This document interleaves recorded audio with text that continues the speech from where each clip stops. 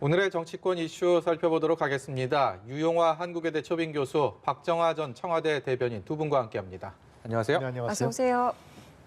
여론조사 결과가 오늘 나온 게 있어서요. 오늘 그 얘기부터 시작해 보도록 하겠습니다.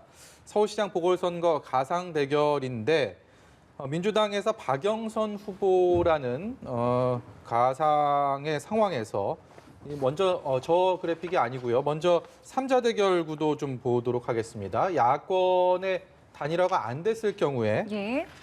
박영선 후보 대 안철수 후보 그리고 나경원 후보. 만약에 국민의힘의 나경원 후보가 아니고 오세훈 후보가 됐을 경우 좌측과 우측에 저렇게 결과가 나왔습니다. 박영선 후보가 압도적으로 앞서고 있는 것으로 나왔는데요. 어떻게 보고 계십니까? 여론조사 지표가 박영선 후보가 스타트하기 전후하고 지금하고 좀 많이 달라지고 있는 것 같아요. 네. 그러니까 박영선 후보가 약진하는 것 같고 반면에 국민의힘이라든가 안철수 후보가 좀 약간 하락하는 이런 측면이 있는 것 같아요.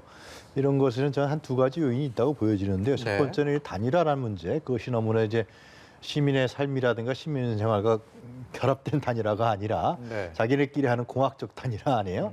그 점이 상당히 시민들 입장에서는 좀 염증을 냈을 거고요. 두 번째로는 지금 국민의힘에서는 어떤 새로운 대안을 좀 제시해야 될 텐데 야당이니까. 근데 반사 이익에 너무나 충실하고 있는 것이 아니냐. 제가 좀 뭐 말씀을 드리면은 그러니까 이 뭐 성희롱 문제라든가 전지시장 문제, 부동산 문제 이런 부분의 차관점에서 심판론도 강하게 주장하는 건 아니에요. 또 하여튼 그러나 단일화 문제 때문에 그러기 때문에. 상대적으로 이제 후보 경쟁력이라든가 또 전열을 정비하는 박영선 후보의 지지율이 상당히 올라가는 것이 아니냐. 물론 앞으로 한 달 반이나 남아 있습니다. 물론 이건 급등할 텐데 변동할 텐데요. 현재는 그렇게 분석이 가능하다고 봅니다. 네. 어떻게 좀 보셨는지요?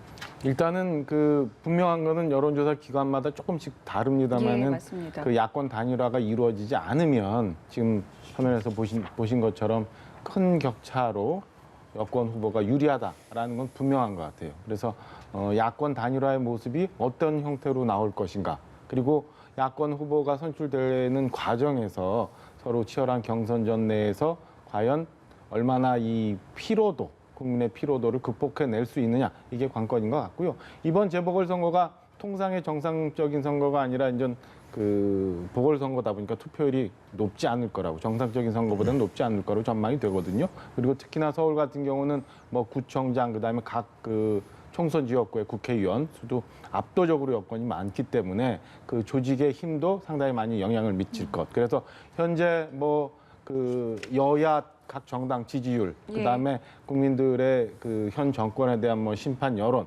이런 거보다도 상당히 그 박빙의 결과가 결국엔 나올 거라고 전망이 되기 때문에 저는 앞서 말씀드린 것처럼 야권 단일 구도가 어떻게 형성이 되면서 그때까지의 이 과정이 얼마나 국민이 납득할 수 있느냐가 최종 결과를 만들어내는데 영향을 많이 미칠 거라고 보여집니다. 야권 단일화가 이루어질 거다라고 보시는 거죠? 저는 야권 단일화에 대해서는 지난주 안철수 대표와 금태섭 후보의 1차 단일화, 그다음에 이후 국민의힘 내에서의 후보가 결정이 되고 최종 단일화, 이런 구도는 뭐 무난히 진행될 거라고 보고 있습니다. 그래서 지금 여론조사를 보고 있습니다만은 구정 연휴에 1차 나오는 여론조사, 예. 그다음에 그 야권 후보들이 모습이 갖춰지는 3월 초, 그리고 공직선거 운동이 들어가는 직전, 이 한 3단계 정도에서의 여론 추이가 최종적인 결과에 많은 그 영향을 미칠 수 있는 바로미터가 될 거라고 판단하고 있습니다. 그럼 여론조사 이번 결과 중에서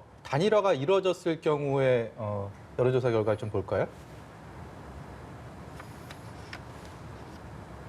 네, 지금 보시는 것처럼 여야 후보 간의 이제 맞대결, 가상 대결에 대한 결과인데요.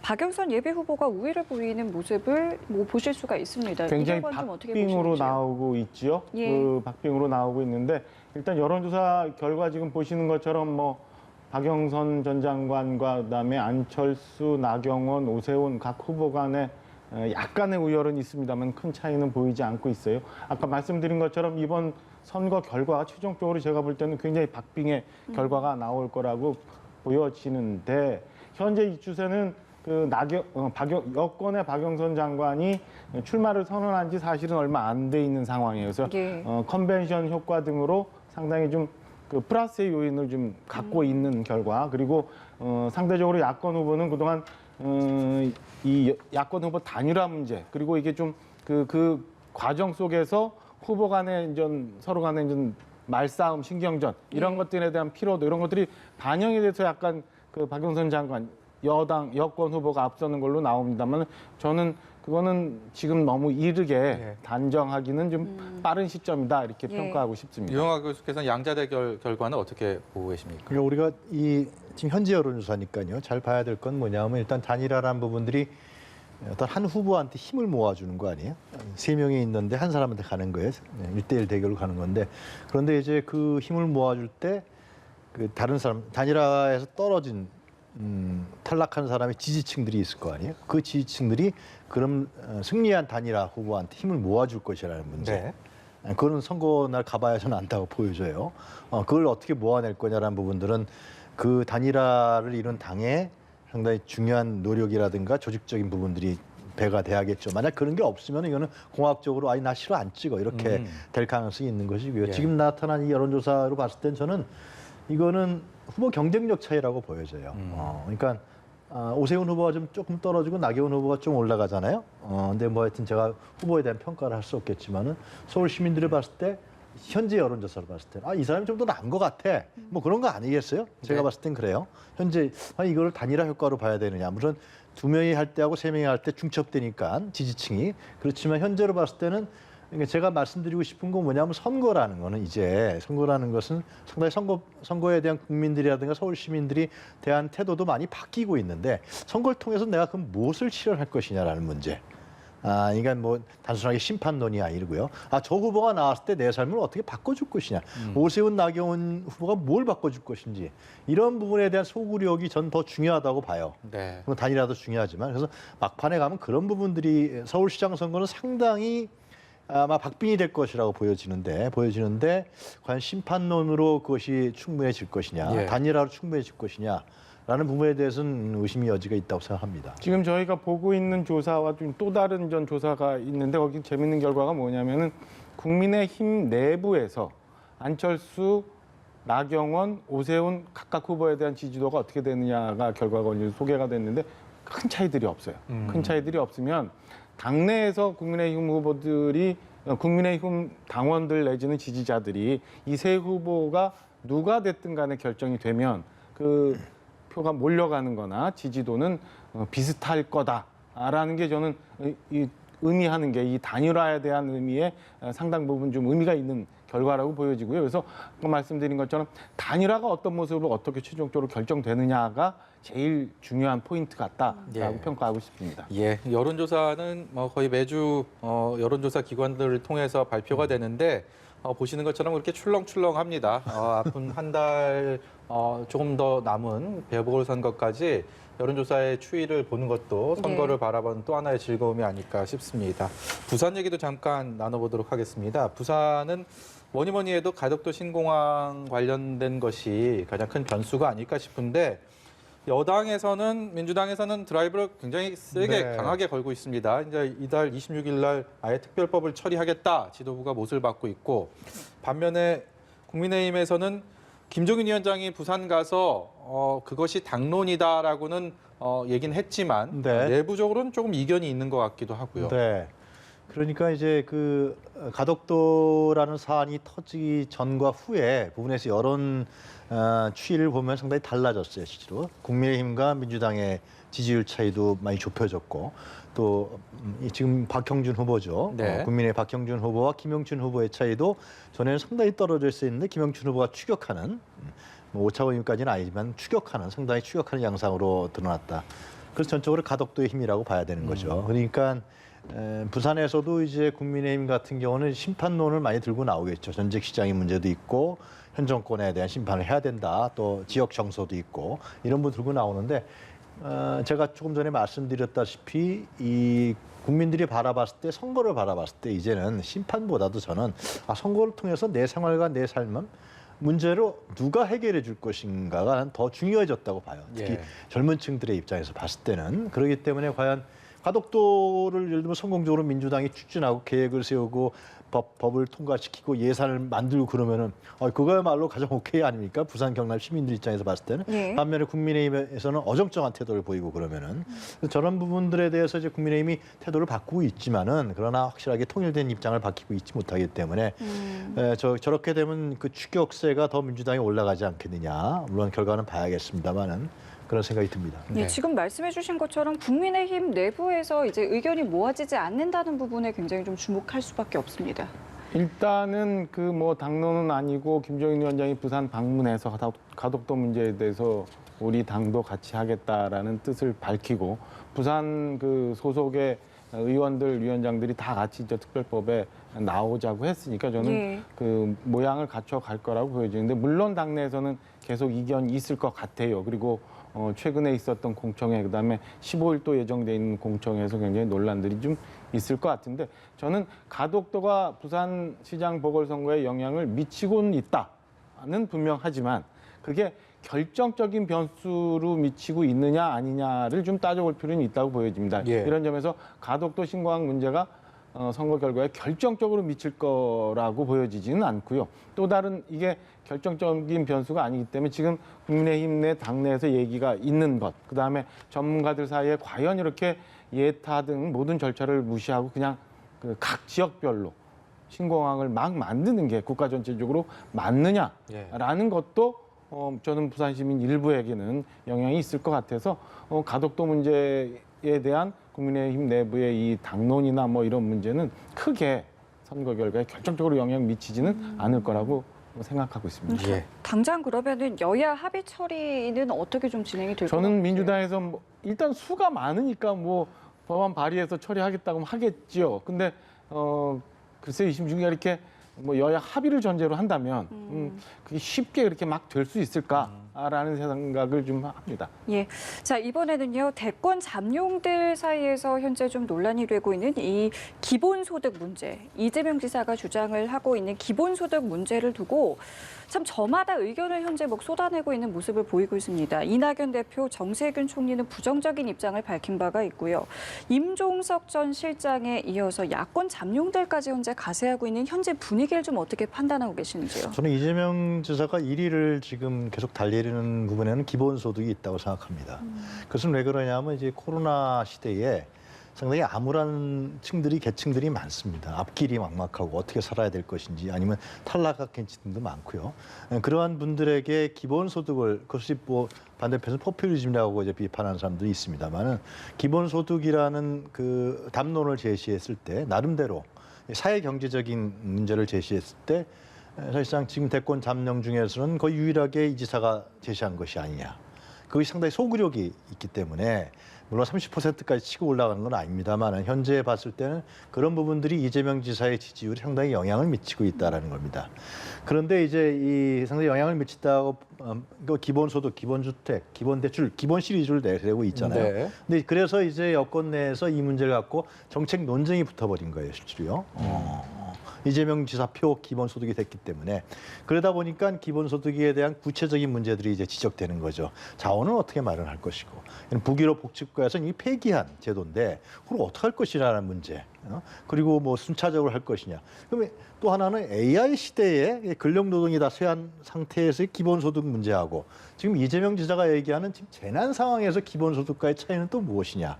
이런 여러 가지 문제들이 지금 논쟁화되고 있는 것이고요. 근데 이것을 이재명 지사가 물론 이재명 지사 페이북 쓴 글을 저도 지금 봤습니다. 상당히 장문의 글을 썼던데 나름대로 논지는 전개하고 있지만은 지금 논쟁화되고 있는 이러한 중요한 쟁점에 대해서는 아직도 확실한 어떤 명쾌한 부분들은 제시하지 못하고 있지 않느냐. 정리돼야 할 부분이 많다. 저는 개인적으로 생각하기 때문에 아마 이 문제는 저는 아주 건강한 논쟁이라고 보여져요. 그래서 여권 잠룡들끼리 이 문제에 대해서 정책적인 논쟁. 정책입니다. 이거는 완전히 미래에 대한 비전이라든가 뭐 이런 거는 아니고요. 정책에 대한 논쟁이기 때문에 건강하게 진행되면 좋지 않겠냐 그런 생각 갖고 있습니다. 1등 후보에 대한 공격, 뭐 불가피한 상황인데 이게 재밌는 게 좀 보여지는 것 같아요. 그러니까 이전의 경우는 이재명 지사를 상대로 한 야권 잠룡들에 대한 잠룡들이 그 논리적인 문제와 가지고 이제 경제적인 이론을 가지고 이제 싸우는 국면이 진행돼 왔는데 지난주부터 여권 내 후보들 간의 갈등 양상과 싸움으로 좀 약간 변질이 되는 재밌는 부분이 좀 보이는 것 같아요. 특히나 여기에 임종석 전 실장까지 기본소득 논쟁이 좀 가세를 하면서 예. 지금 현재 이낙연, 정세균, 그다음에 이재명 여기 이제 임종석 전 실장까지도 기본소득 갖고 논쟁이 좀 굉장히 많아지는 상황으로 변해간다. 그럼 과거에는 그 잠룡 후보들로서 이재명 지사와 야권 후보들, 유승민, 원희룡 뭐 이런 후보들 간에 논쟁이 있었는데 지금은 여권 후보들 내에서 오히려 여권 후보가 되기 위한 헤게모니 싸움 내지는 여권 내에서 과연 그럼 이 월등히 좀 앞서는 걸로 나타나고 있는 이재명 지사를 용인하느냐 아니냐 이런 정치적인 면으로까지도 전개가 되고 있는 것 같아서 예. 아마 이 부분은 진행되는 것들을 시청자 여러분들이 보시면 기본소득에 관한 정책적인 면뿐만 아니라 여권 내에서의 정치적 역학구도까지도 같이 볼 수 있는 부분이라고 보여집니다. 짤막하게요. 국민의힘에서는 상대적으로 이런 기본소득 이슈에 대해서 이슈를 상대방에 선점당하고 뭔가 이렇게 특별히 할 수 없는 상황에서 바라만 보는 이 상황을 어떻게 생각하십니까? 저는 뭐 그렇게 보지 않아요. 그러니까 지금 이재명 지사가 얘기하고 있는 기본 시리즈라는 게 논리적으로 경제적으로 뭐 탄탄한 것이라고 평가하기는 좀 이런 측면이 예. 좀 있고 예. 단순히 지금 이재명 지사가 얘기하는 기본소득 뭐 분기별 25만 원에서 연간 모든 국민에게 100만 원씩 준다 그러면 52조 정도가 필요하다는 거예요. 그럼 지금 현재 우리 예산의 한 11% 정도가 복지 예산인데 그럼 그 경직성 복지 예산과 이 기본소득을 어떻게 배치할 건가? 예. 이렇게 들어가면 과연 이재명 지사가 이렇게 내놨던 기본소득이란 개념이 언제까지 유지되면서 무너지지 않고 갈 수 있을런지 네. 그거는 저는 뭐 논쟁이 가속화되면 오히려 이재명 지사가 좀 불리해지는 국면도 갈 수도 있다. 이렇게 평가하고 싶습니다. 네. 예. 자, 그리고 어제는 황희 문체부 장관 후보자에 대한 인사청문회가 있었습니다. 뭐 도덕성 문제부터 업무 연관성까지 참 여러 가지 논란이 있었고 여야 의견이 확연히 갈리는 모습을 보였는데요. 일단 오늘 민주당 단독으로 청문 보고서는 채택이 됐습니다. 과정을 좀 어떻게 보셨는지요? 29번째 뭐 여야 합의 없이 장관의 임명이 됐는데요. 국민 여러분들께서 그동안의 이 시비 그리고 어제 청문회에서의 여러 가지 얘기들을 보면서 과연 우리나라 문화체육부 장관으로서 적합한지에 대한 판단은 개별적으로 다 하셨을 거라고 보여지는데 예. 저는 일단 첫째는 이런 식의 인사가 언제까지 계속 돼야 되는지라는 데 좀 뭐 의심, 의문, 유감 이런 걸 좀 갖고 싶고요. 이런 식의 인사청문회 제도가 얼마나 효용적인지 뭐 다음 정권이 들어서기 전에 우리 이 여야 정치권에서 좀 효율적인 방법을 모색하는 게 예. 앞으로 있을 장관 청문회나 다른 뭐 권력기관의 청문회 등등도 유효한 실효성 있는 청문회가 되지 않을까라는 생각을 좀 해봤습니다. 예. 60만 원의 생활비라는 거 갖고 굉장히 이게 뭐 코믹하게 회자되는 게 꼭 저는 바람직한 모습은 아니라고 예. 보입니다. 어제 문재인 정부에서 두 전직 장관의 희비가 엇갈렸습니다. 먼저 김은경 전 환경부 장관이죠. 구속된 어제 1심 선고가 있었는데 법정 구속이 됐고요. 그리고 백운규 전 산업부 장관의 경우 지금 월성원전과 관련해서 이렇게 핵심 수사 대상으로 검찰이 꼽아왔는데 구속영장이 기각됐습니다. 민주당에서는 이 월성원전 원전 수사 근거와 명분이 사라졌다. 이 백운규 장관에 관련된 얘기를 하고 있고 반면에 국민의힘에서는 이 김은경 장관에 관련돼서 블랙리스트 정부다. 대통령이 사과해야 된다라고 입장을 내놨어요. 이렇게 정리하시면 어떨까 생각이 드는데요. 김은경 전 장관의 문제는 그러니까 공기업 임원들 문제 아니에요. 공기업 임원들에 대한 임명에 대한 문제인데 그것이 이제 제 기억으로는 문재인 정부 들어왔을 때 대통령이 분명히 이제 이전 정부에서 임명된 사람들의 임기 보장성을 얘기했는데 예. 이 환경부에서는 지금 재판 결과를 봤을 때는 김은경 전 장관이 전 정부에서 임명된 사람들에서 사퇴 압력을 넣고 그 사람들이 예. 사퇴하도록 종용했다라는 부분들 이것이 직권남용 문제다라고 이제 판결을 내린 것 같습니다. 근데 이런 문제는 있을 거예요. 그것을 뭐 재판에서 판결을 내렸고 그렇게 했다 그러면 그것은 사실상 그 죄명에 맞는 거라고 보여지는데 예. 이제 그 정무직들이란 말이죠. 그래서 정권이 바뀌었을 때 주요한 단체에 있는 산하 단체에 있는 뭐 이사장이라든가 영향력을 미치는 사람들이요. 예. 특히 이사장들이 교체가 안 될 경우에는 이건 어떻게 할 거냐는 문제도 사실상 있어요. 이게 정무 이전 정권에서 임명된 사람이기 때문에 차기 정권도 마찬가지일 거예요. 아마 문재인 정부에서 임명된 주요 산하단체의 이사장급 사람들 이런 사람들을 그러면 차기 정부에서도 계속 해야 되느냐? 이 정무성을 갖고 있기 때문에 왜냐하면 방향이 다를 수도 있단 말이죠. 그럼 그 방향성을 어떻게 조율할 거라는 문제 이런 부분들이 사실상 있습니다. 그러나 이게 규정상 있는 그 임기에 대한 문제, 예. 또 임기 문제 또 지켜야 되는 것이고요. 그래서 또 낙하산으로 해야 되냐는 문제, 여러 가지 복잡한 문제가 있기 때문에 저는 차기 정권에서 이 문제에 대해서는 적절하게 정리할 필요가 있다라는 예. 생각이 들고요. 예. 예. 백운규 장관 같은 경우는 이제 요점은 그거 아니겠습니까? 그러니까 실무진들이 예를 들면 자료를 폐기하고 한 것은 이제 불법적인 상황이지만 과연 이것이 정책으로서의 의미, 정책으로서의 탈원전, 에너지 전환 정책으로서의 의미의 검찰 수사가 가능하냐라는 문제, 이 부분을 나는 의문적으로 나타냈다 하는 생각이 듭니다. 오늘 말씀 여기까지 들어야 될 것 같습니다. 네, 지금까지 유용하 한국외대 초빙 교수 박정화 전 청와대 대변인이었습니다. 고맙습니다. 감사합니다.